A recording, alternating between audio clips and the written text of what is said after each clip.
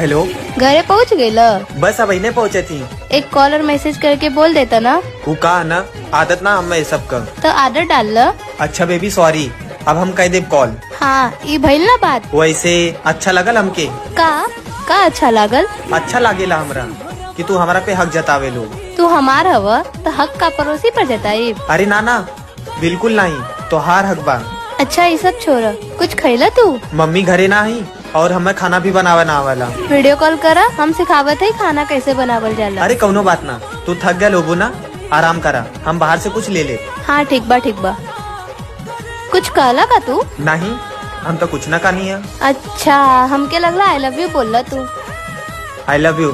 हाँ तो हमके बोला के परेला, तू खुद से ना बोल सकेला। हम तो उसे बहुत प्यार करीला जान। हमारे